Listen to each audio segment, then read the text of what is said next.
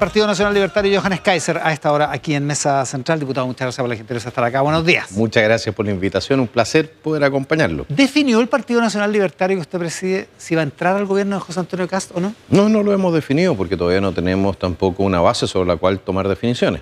¿Cómo una base? A ver, ¿qué es lo que sucede? Se supone que se está articulando el gabinete. Sí nos aceptaron el escrito que les presentamos, por lo menos no hubo un rechazo explícito al mismo. ¿Ya? Que era sobre las condiciones en que nosotros estábamos dispuestos a participar en el gobierno. ¿Lo aceptaron en el sentido de que lo recibieron o lo aceptaron en el sentido de que estuvieron de acuerdo? En el sentido de que lo recibieron, no hubo mayor discusión sobre el tema. Si al final no tiene que ver con algo que nosotros le hayamos exigido al gobierno, sino que de aquello que nosotros decíamos que nosotros íbamos a hacer. ¿Ya? Si es que estábamos en el gobierno. Ya.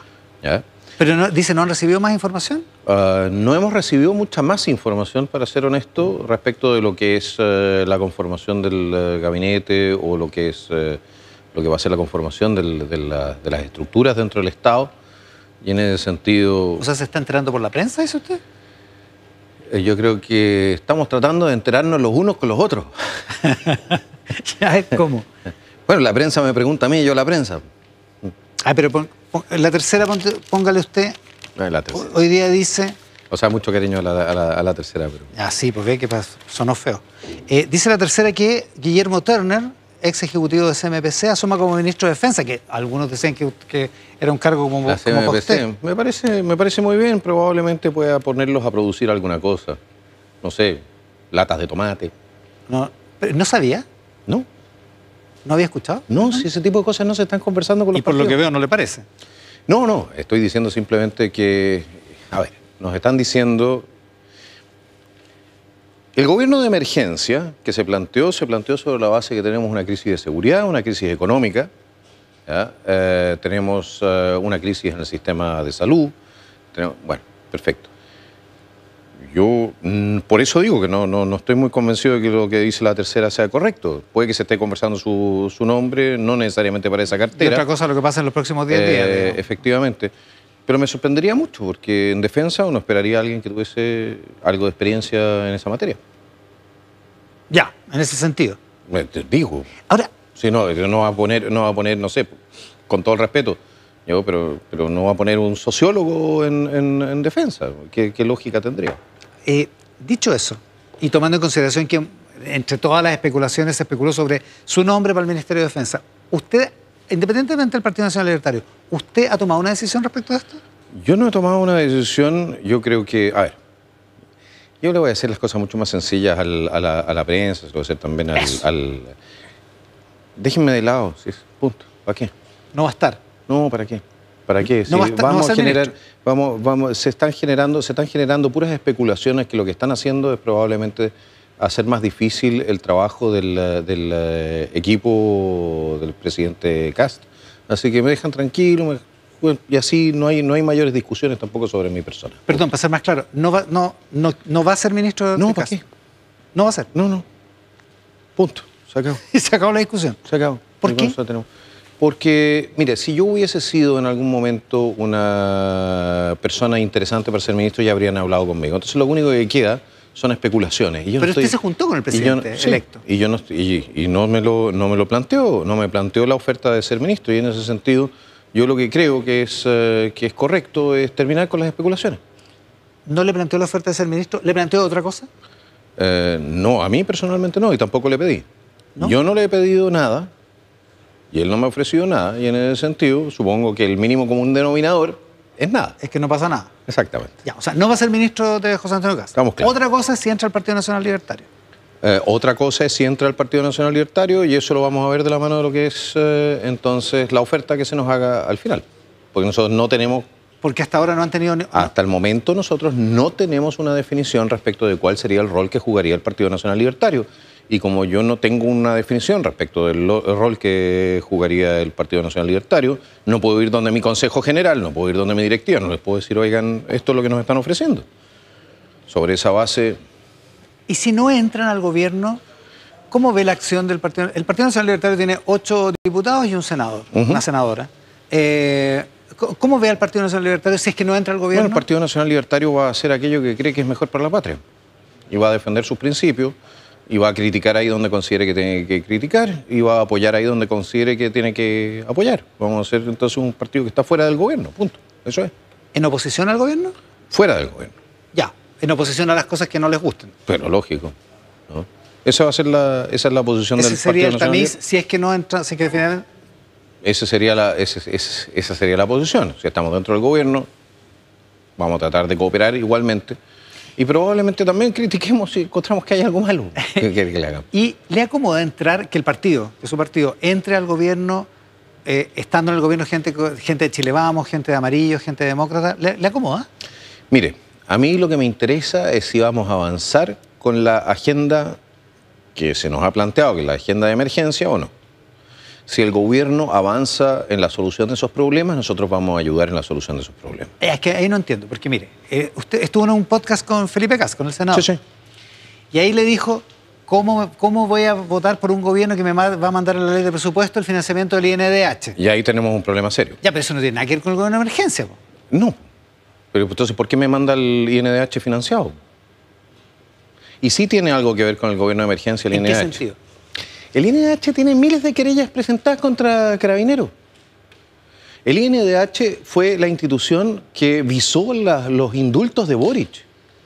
El INDH, de la mano de su actual presidente... De Jelko Ljubetich. Exactamente. Ya planteó que iba a empezar a impulsar la agenda de derechos humanos de tercera generación, que no tiene nada que ver con la Declaración de Derechos Humanos de la Carta de Naciones Unidas, que tiene que ver con el derecho a la vivienda y cosas por el estilo, que en la práctica es una agenda política de izquierda. O sea, ¿usted le quitaría el financiamiento? Yo los dejaría en nada. Y si puedo, lo voy a eliminar. En Chile, los que tienen que velar por el cumplimiento de la ley y la protección de los derechos humanos son los tribunales. Ya, pero para eso tiene que ganar las elecciones primero. Dicho eso, bueno, Kast yo no voy a... Esto no estaba en el proyecto de Kast ni en el programa de bueno, Kast. Si está fue el que ganó. No, si está en el proyecto de Kast recuperar la seguridad en Chile, tiene que hacerse cargo de las instituciones que están actuando en contra de los órganos de seguridad y que permanentemente están tratando de actuar también, que por lo demás incluso han violentado la ley. El INDH hace no mucho tiempo atrás, ustedes se acordarán, participó en el ingreso ilegal de personas a nuestro territorio. ¿Por qué? En el norte, si traían gente a través de la frontera. ¿Cómo traían gente? Sí, pero si están en las noticias todavía de la época. Entonces, si el INDH es una organización, ¿ya?, que tiene hace algunos aportes, pero en general ha sido extremadamente politizada y es un órgano exclusivamente de extrema izquierda a estas alturas. ¿Por qué íbamos a financiarlo? Nosotros no estamos en esa línea. No estamos en la línea de perseguir a nuestros carabineros. No estamos en la línea de querellar a todo uniformado que salga a defender la ley y la patria. Ahora, dicho todo eso, independientemente si está o no está en el gobierno de emergencia o indirectamente en el gobierno de emergencia, el INDH no es parte de las líneas rojas que planteó en el documento que le aprobaron. No, el INDH sí lo entregamos. Y ¿Ah, por sí? lo demás está publicado. ¿Qué más entregaron? Pero si entregamos el documento, está en manos de la prensa. No, pero le estoy preguntando. Ya, pero entonces tengo que empezar a revisar qué es lo que dice todo el documento. ¿Cómo? Pero más o menos, ¿sabe cuáles son las líneas rojas? ¿Ministerio de la Mujer? No, el Ministerio de la Mujer, eso es un tema administrativo que le toca al presidente de la República decidir. Pero evidentemente, pero es que el INDH no es un tema administrativo. Ya vi que le molesta. Que no solamente me molesta, le molesta, damas y caballeros, le molesta a miles de carabineros. Le molesta a miles de carabineros que fueron querellados injustamente por esa institución, incluido el Cabo Zamora, el INDH está condenado incluso a pagar costas por realizar lo que se llama una persecución política y está siendo dirigido por gente de extrema izquierda. El señor Ljubetich fue consejero en el primer proceso constitucional. Fue convencional. Exactamente, convencional. ¿Y usted cree que...? Sí, pero es legítimo que sea convencional. Sí, pero no es legítimo que sea entonces miembro de un órgano que tiene que dar garantías a todos los sectores políticos y también a todos los ciudadanos. Ya, pero salgamos del INDH. ¿Cuáles son las otras líneas rojas?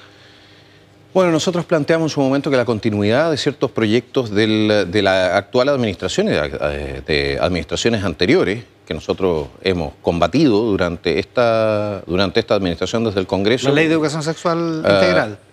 Las directivas del Ministerio, porque la ley no salió. ¿Ya? Pero el Ministerio ha seguido despachando directivas que son inaceptables, que por lo demás pasan por encima de la ley y por la autonomía de los proyectos educativos. 1. 2. El PAIC.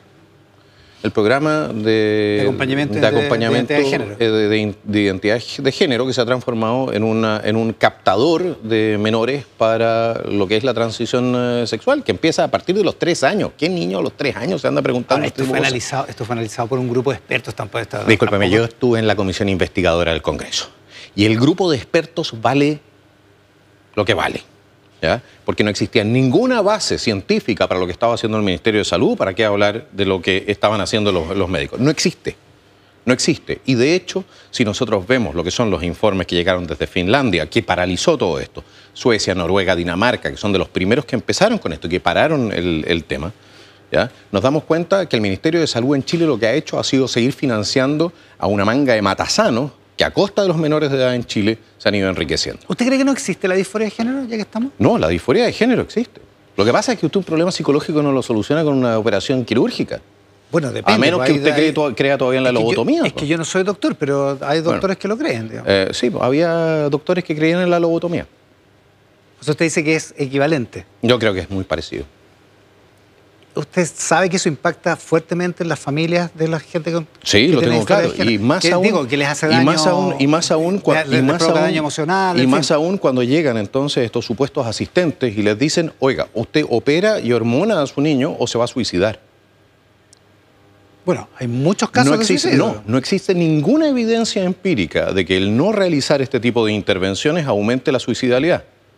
Entonces, si usted tiene las cifras del resto del mundo y usted no se quiere hacer cargo de esas cifras, yo personalmente, como parlamentario y como político, que espero ser un político responsable en Chile, me voy a hacer cargo de la evidencia empírica que sí existe en terceros países para impedir que en Chile se sigan haciendo las barbaridades que se están haciendo. Eso. Ya, eso es parte de lo que el gobierno de Kast tendría que aceptar para que ustedes entren. Ya que estamos para devolvernos al tema. Por ejemplo, otro tema. Usted, supongo que cultura no va a seguir financiando el porno trans mientras hay señoras que no tienen cómo financiar su cáncer, ¿no es cierto? ¿Porno trans? Sí. ¿A dónde financia el porno trans? Bueno, para que vea. Estaba eso. El Ministerio de Salud, de hecho, financió incluso un tema de investigación donde los investigadores tenían que participar de orgías sexuales, con mucha fiesta y todo el tema. Pero es como era un programa de investigación, entonces no había ningún problema con financiar eso. Era una cuestión científica. Claro, era súper científico. Ahora, a mí me parece que la cola para participar de ese programa tiene que haber sido súper interesante de observar. Mire, vamos, tomemos las cosas de repente también con un poco de sentido del humor, pero no nos olvidemos de que esa es la plata que le está faltando a la gente. Ahora, dicho todo eso, está bien difícil que entren al gobierno, digamos. Bueno, si efectivamente el actual gobierno quiere mantener esas políticas, lo cual yo no creo. O sea, el gobierno que empieza en marzo. Bueno, porque ¿a eso se refiere? Sí, pues no nos olvidemos de que nosotros en el Congreso nos opusimos a este tipo de cosas desde Nacional Libertarios hasta RN y también Amarillo se opuso en muchas materias en estas cuestiones.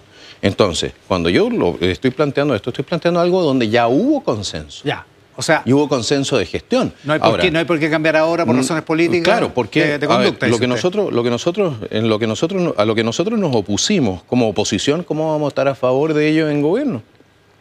Sí, eso es todo. Y lo que nosotros dijimos es, bueno, nosotros vamos a estar en contra. Diputado, me parece que fue ese mismo día que fue a la reunión en la OPE, usted habló sobre este fallo de la Corte Suprema del 30 de diciembre, en que se sentencia, por la sentencia, da cumplimiento a la sentencia de una condena de la Corte Interamericana de Derechos Humanos por la aplicación de la figura de la media prescripción. Sí. Y eso afecta, son como 40 personas. No, 14. ¿14? Son 14 personas en una primera instancia. Ya. Que eran las personas a las cuales se les aplicaba. Se le había aplicado ya el beneficio y hay otras que están pendientes entonces. Correcto. Que podrían llegar a ser 40. Pero nos aplica a 20 millones de chilenos. El fallo de la Corte Interamericana de Derechos Humanos. Sí. ¿Es verdad que usted piensa en una acusación constitucional? La verdad es que si los magistrados... Mire... Esto es una decisión de la Sala Penal de la Suprema, sí. Todo esto. No los hace inmunes, por lo demás ya están querellados por prevaricación. Se está trabajando una querella por prevaricación, que es el delito de la torcida administración de justicia, para quienes no saben de qué se trata, contra la Sala. Mire... Usted puede ser magistrado de la más alta magistratura del país, puede ser presidente de la República, puede ser presidente del Senado, lo que sea, pero usted solamente está facultado a hacer en derecho público aquello que la ley le permite. Lo que usted no puede hacer es pasar sobre norma expresa. Y la norma expresa en Chile dice que, uno, nadie puede ser juzgado si no existe un procedimiento previo para ello. Uno. Dos, que la cosa juzgada es cosa juzgada. Usted no puede reabrir después de un procedimiento, nuevamente el procedimiento a título de cualquier cosa. ¿Ya? No, tiene que haber una razón fundada. Exactamente, y no, tiene que haber una razón, no solamente una razón fundada. Ahí existe el recurso, sí, por lo demás, la Corte Suprema que es el recurso de revisión, sí. ¿Ya? Y es ante la misma instancia. ¿Ya? Entonces, ¿qué es lo que sucede con este fallo? Más allá de cuáles son las personas afectadas o la razón. Lo que hace la Corte Suprema es reconocer, o esta sala de la Corte Suprema, es reconocer en la Corte Interamericana de Derechos Humanos una instancia superior a la de la Corte Suprema. Porque hay un tratado, eso es el artículo 5 de la Constitución. Pero no, porque nosotros tenemos, en primer lugar, nosotros pusimos ahí ciertas excepciones. ¿Ya? Nosotros hicimos reserva. Por ejemplo, no se podía aplicar a casos antes del 90, ¿ya? El tema del Tratado de Costa Rica, pero más allá de eso, ¿ya? El que nosotros hayamos aceptado el tratado no significa que hayamos derogado las normas que establecen qué orgánica, o sea, qué órgano en Chile es el último órgano que toma decisiones jurisdiccionales. ¿Y en ese caso sería el Pleno de la Corte Suprema? Y en ese caso, en Chile, es la Corte Suprema, no la Corte Interamericana. La Corte Interamericana puede mandar una amonestación que por lo demás es contra el Estado, no es contra las 14 personas. Las 14 personas... No, es contra el Estado. Y por eso el Estado, a través de la Sala Penal de la Suprema... Pero aplica entonces respecto de personas a las cuales ya juzgó. Entonces le está reconociendo una autoridad a la Corte Interamericana que en la práctica transforma a la Corte Interamericana en la Corte Suprema de Chile. Estamos terminando el tiempo. Y eso, damas y caballeros, significa pasar por encima de nuestra soberanía, de nuestra independencia política. Eso significa que jueces a los cuales nosotros no podemos acusar constitucionalmente, a los cuales no podemos fiscalizar, que están exentos de cualquier tipo de control democrático, pueden venir a determinar qué es lo que se hace en Chile y qué no. ¿Los va a acusar constitucionalmente a los jueces de la Sala Penal? Si tenemos suficientes antecedentes y estamos haciendo el estudio, evidentemente que estamos obligados a hacerlo. No se equivoquen en una materia. El Partido Nacional Libertario y nosotros cumplimos con la ley y la Constitución. Y la Constitución establece la acusación constitucional respecto de aquellas personas que hayan abusado. Ahora, ya le digo, también establece el respeto a los tratados internacionales. Sí, pero los tratados internacionales es la norma, no la orgánica. Usted no puede venir simplemente a ignorar la orgánica.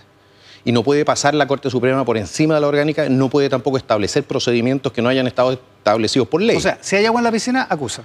Si hay no si hay agua en la piscina. Si consideramos desde el punto de vista de un estudio muy acucioso, ¿ya? Y de lo que van a ser los informes legales que estamos pidiendo, si se considera ahí que los magistrados sí violentaron la Constitución y las leyes, entonces evidentemente que tenemos que hacerlo. Johannes Kaiser, este mediodía en Mesa Central.